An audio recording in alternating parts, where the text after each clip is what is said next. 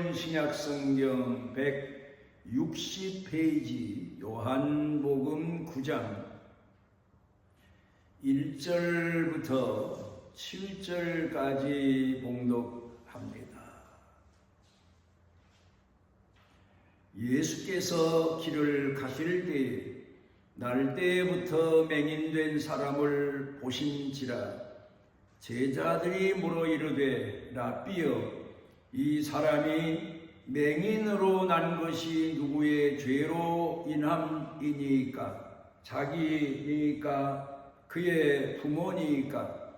예수께서 대답하시되 이 사람이나 그 부모의 죄로 인한 것이 아니라 그에게 하나님이 하시는 일을 나타내고자 하심이라.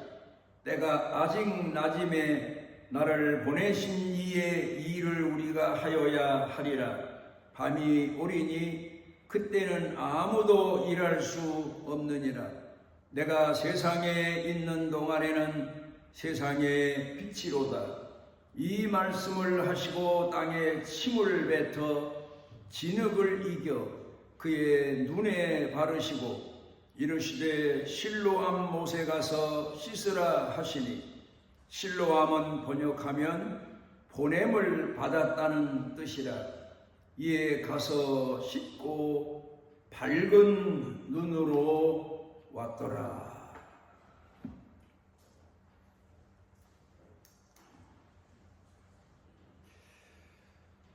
선악을 알게 하는 나무 열매는 따먹지 말아라.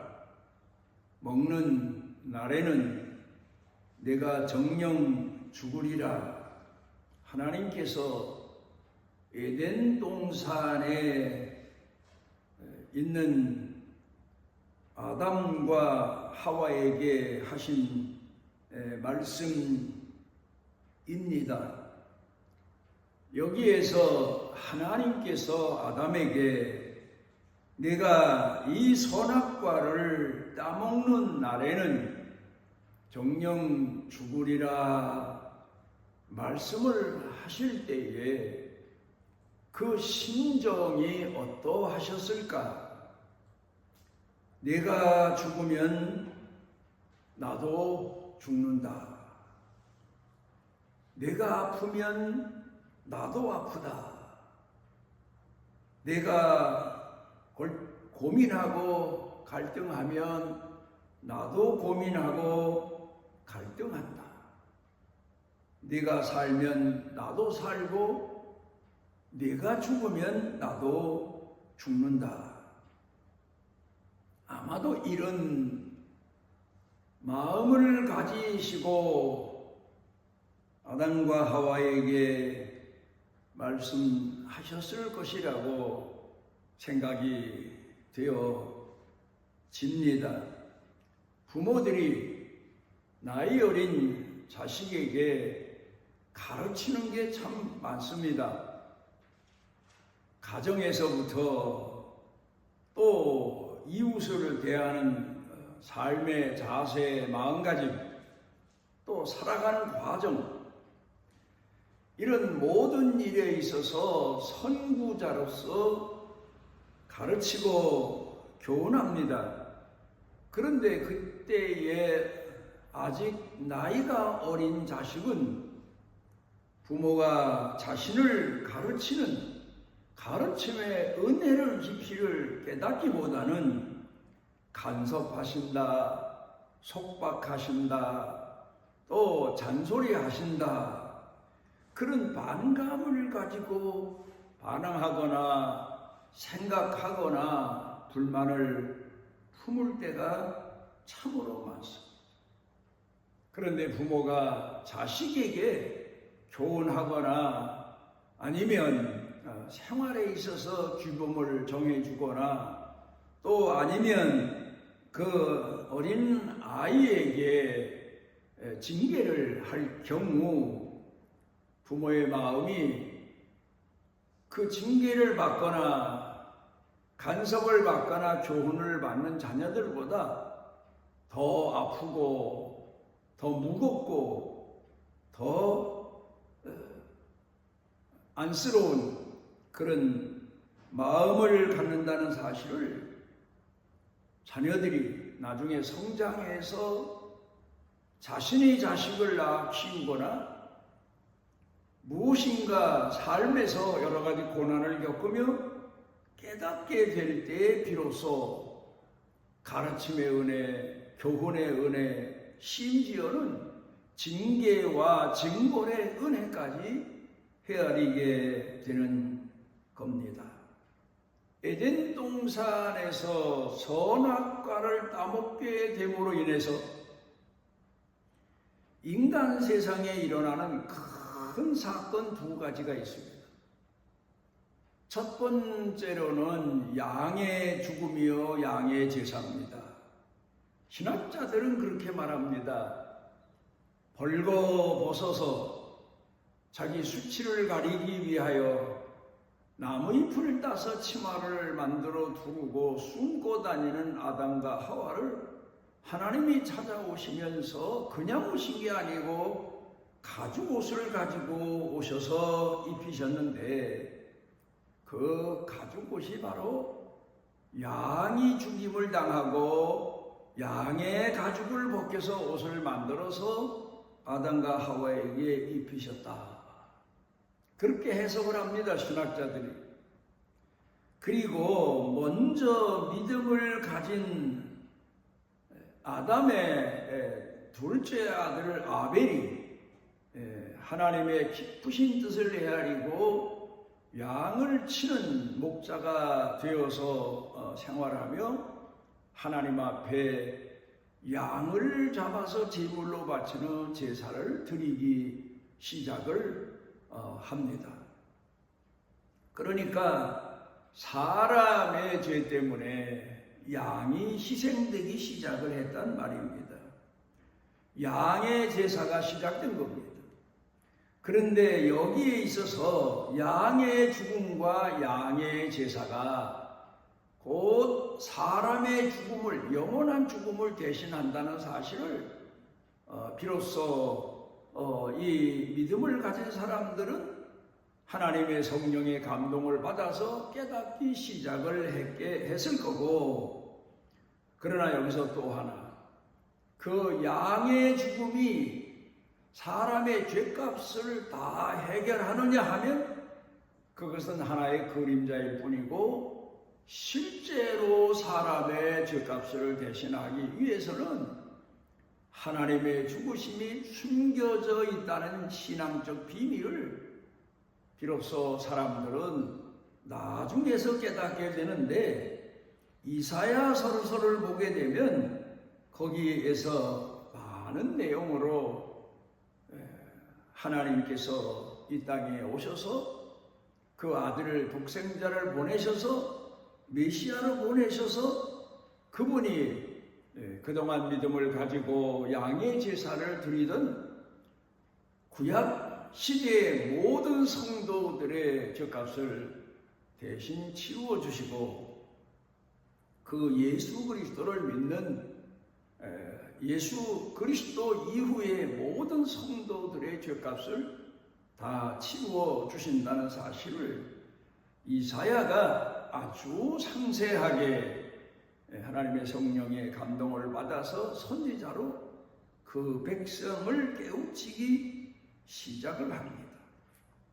그러니까 양의 제사는, 양의 죽음은 곧 하나님의 죽으심을 의미하는 언약이 담겨져 있는 그림자의 제사라고 하는 사실입니다.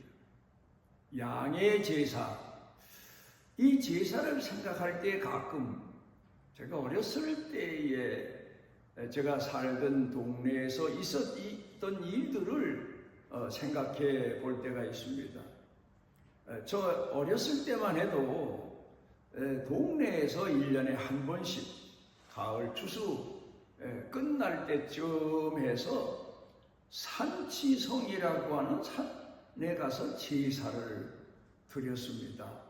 물론 양을 키우는 지역이 아니기 때문에 돼지를 잡아서 제물로 삼고 산에 올라가서 물론 양처럼 태워서 제사를 드린 건 아니지만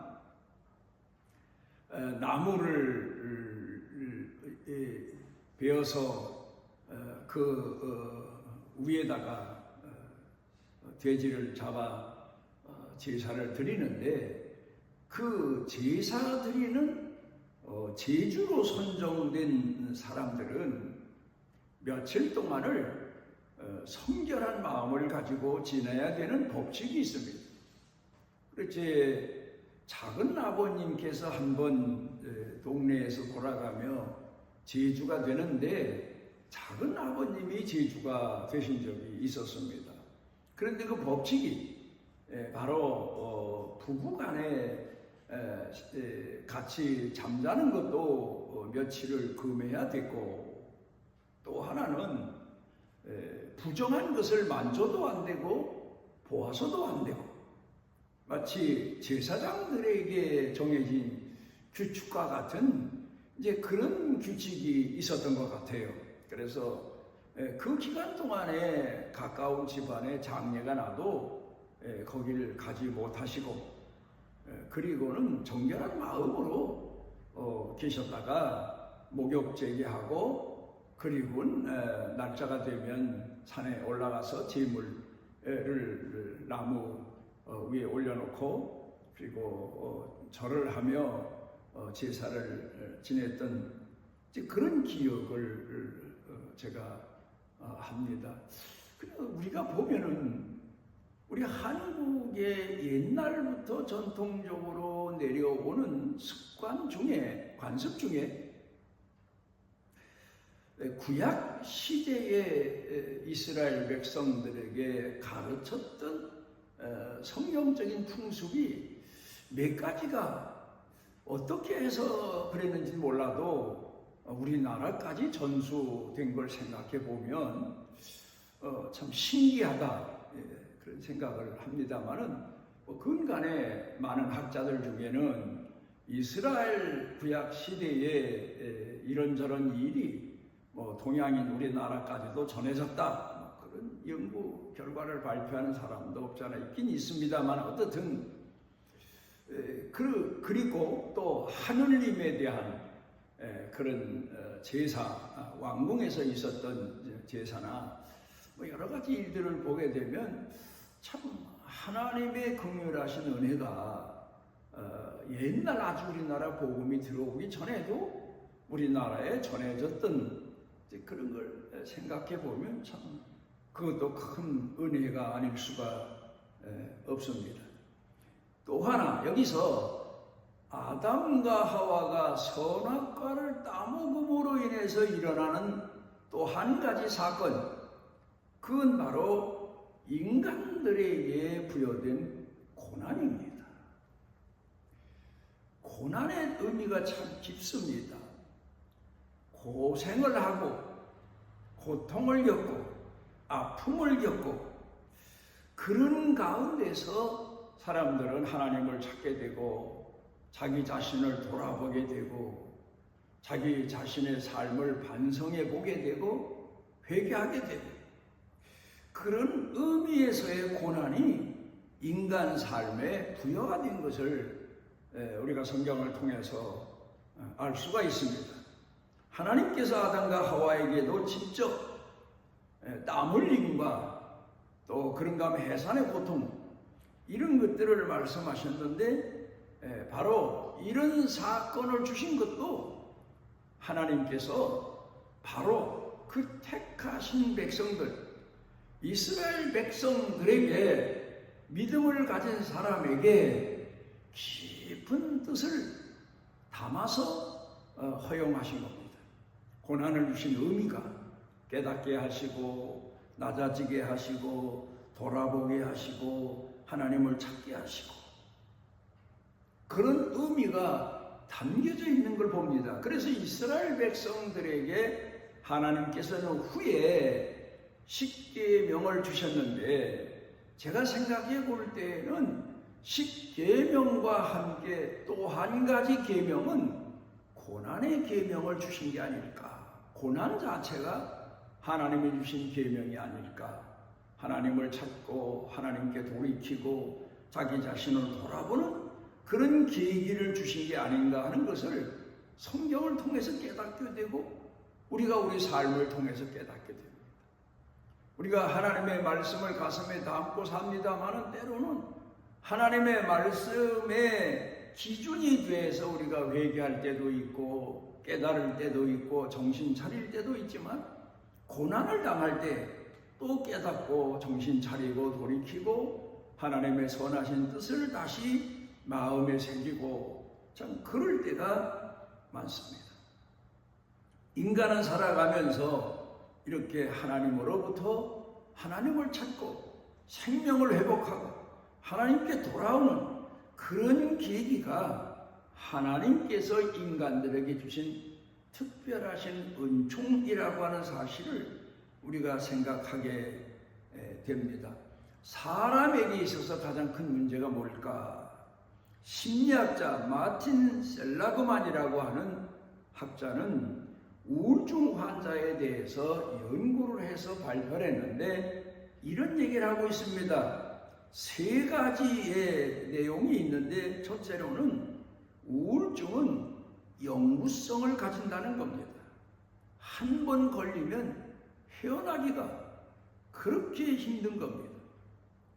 특별한 치료 방법, 그 자신에 대한 어떤 방법이 아니고는 어떤 신비한 방법 같은 방법이 아니고는 우울증에서 헤어나지를 못한다는 겁니다. 그 다음에 확산성입니다. 우울증에 한번 빠져들게 되면 수렁에 빠진 것처럼 점점 더 그가 정신적으로 자기 자신 마음을 추스리지 못하고 작은 일에도 물에 떠내려가는 물건처럼 그대로 점점 헤어나지 못하는 수렁에 깊이 빠져들게 된다는 겁니다. 그리고 또 하나 우울증을 앓는 사람에게 있어서 특징 하나는 자책하는 마음입니다. 모든 게 다 자기 자신 때문에 이루어지고 있다고 생각하고 절망하게 되고 낙심하게 되고 결국 그러다가 자기 생을 포기하게 되는 지경까지 이르게 된다는 겁니다. 여기에서 구원받을 수 있는 방법은 특별한 치료, 신비한 방법의 치료가 아니면 구원받을 길이 없게 되는데 바로 이렇게 인간들이 죄에 빠져가는 것이 우울증에 빠진 환자와 같단 말입니다. 그런데 거기서 하나님께서 우리 인간들에게 구원의 손길을 펴시고 찾아오시고 복음을 전하시고 고난을 주시고 계명을 주시고 그리고 그 계명을 통해서 하나님이 원하시는 선하신 목적에 이르게 하시는 겁니다. 제가 생각해 보면은 물론 예수 믿는 사람에게 10가지의 계명을 구약 시대에 주셨는데 저도 처음 예수 믿으면서 특별히 제가 마음에 새기고 그를 실천하기 위해서 몸부림쳤던 계명이 2가지입니다. 하나는 성수주일입니다. 시골에서 예수를 믿고 신앙생활을 시작하며 주일날, 일이라는 게 주일날 누구네 일을 맞추지 않아도 날씨가 비가 오거나 해서 특별한 일이 생겨서 물리다 보면 주일날 일을 해야만 되는 그런 때가 참 많았습니다. 그거에 대한 고민, 그리고 그거에 대한 갈등, 그리고 또 하나는 11조입니다. 사실 시골에서 농사하면서 11조 생활을 한다는 게 그렇게 쉽지가 않습니다. 도시 생활을 하면서 월급을 받거나 정해진 수입이 들어오면 거기서 11조를 정하기가 쉽지만 시골에서 농사하면서는 그걸 일일이 다 계산하고 11조로 구별하기가 참 쉽지가 않았습니다. 그것 때문에 고민하고 갈등해서 결국은 시골을 등지고 도회지로 나와서 신앙생활을 하게 된 이유가 됐던 적이 있습니다. 그런데 이제 성경을 통해 보면 하나님께서 죄인에게 마치 부모가 자녀들에게 잔소리도 하고 또 삶의 방법에 대해서 이해 못하는 것도 가르치려고 하고 교훈을 주고 바로 이끌어서 인생에 있어서 성공자로 살아가게 하기 위하여 여러 가지 방법을 택합니다.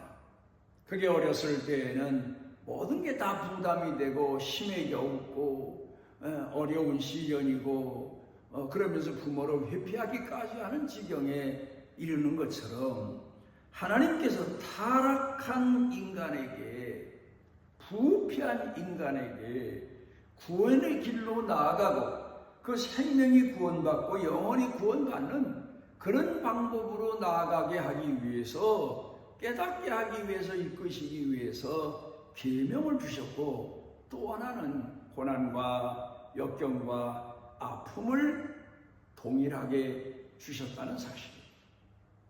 우리가 하나님 앞에 부름받습니다. 얼마나 영광스럽습니까?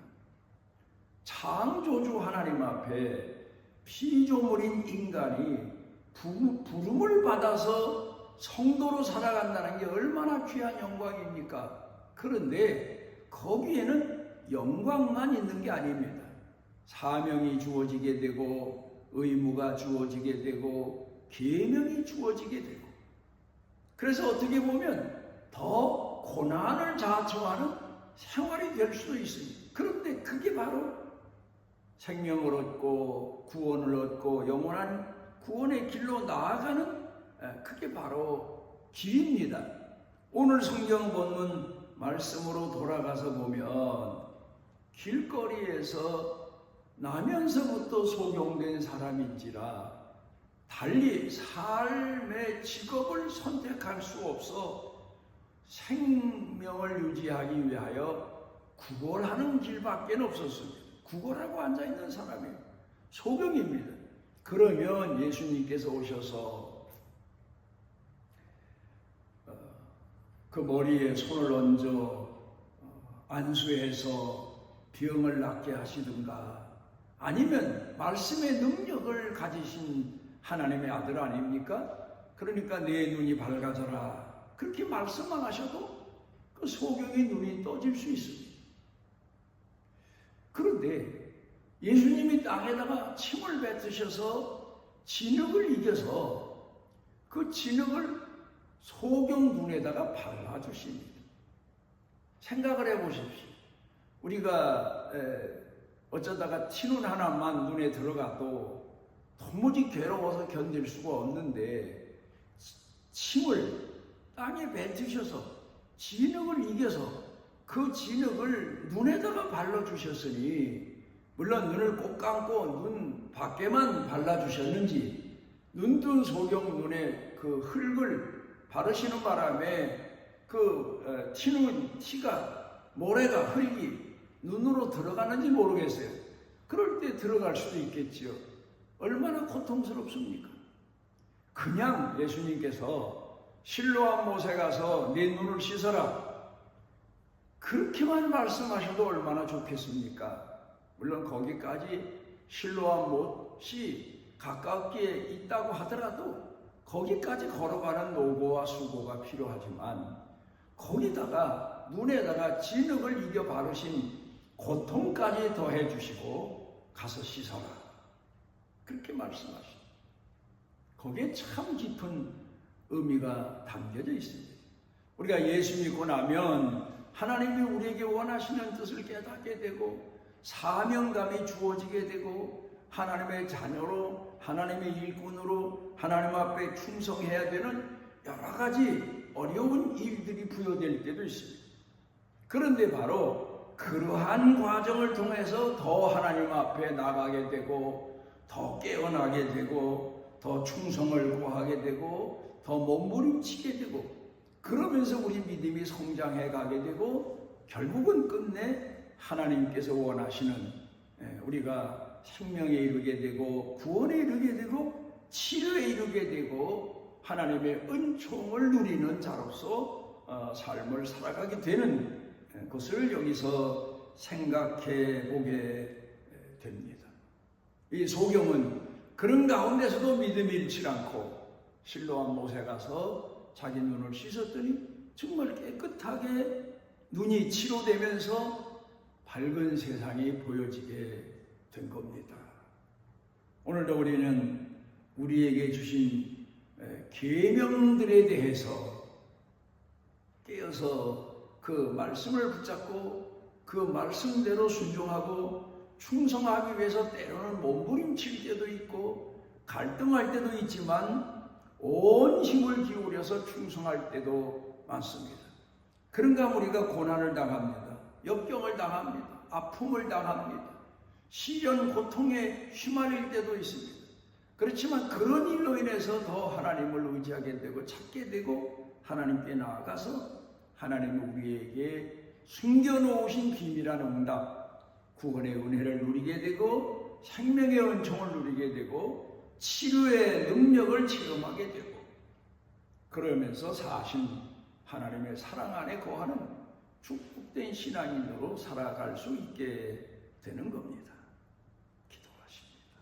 오늘도 우리를 주의 자녀로 선택하시고 우리를 광야길로 이끌어 인도하시는 아버지, 그런 가운데서 더 하나님을 찾게 되고 의지하게 되고 우리 자신을 돌아보게 되고 그러면서 하나님의 더 깊으신 사랑과 오묘하신 진리를 깨달아 하나님을 찬양하며 살아갈 수 있도록 고귀하신 은혜 베푸신 여호와께 영광을 돌립니다. 오늘도 고난 중에 고통 중에 갈등 아픔 중에 헤매고 있는 자녀들 더 강한 믿음을 주셔서 믿음으로 더 겸손하고 낮아지는 신앙으로 그 모든 시련을 극복하고 딛고 일어서 승리하는 축복에 이르게 하옵소서. 예수님 이름으로 기도드리옵나이다. 여호와께서 그 날개 아래 보호를 받으러 온 내게 온전한 상 주시기를 원하노라. 고난 중에 병 중에 죽음 중에 이른 우리들에게 찾아오셔서 구원의 주가 되시고 하나님께서 원하시는 하나님의 자녀의 길로 나아가도록 이끌어 주시는 우리 주 예수 그리스도의 무한하신 은혜와 우리를 선택하시고 품에 품으시고 영원토록 포기하지 않으시고 사랑하시며 은총 베푸시는 아버지 하나님의 만극하신 사랑과 우리 속에 항상 내재하셔서 깨닫게 하시고 이끌어 주시고 위로해 주시고 하나님을 우러러 사모하게 하시는 성령님의 능력의 은총이 사랑하는 자녀들 머리 위에 생각 중에 마음 중에 영육 간에 사는 생활 중에 일터 경영 가정 가족 온 교회 중에 넘치고 넘치도록 함께 하시기를 축원하옵나이다.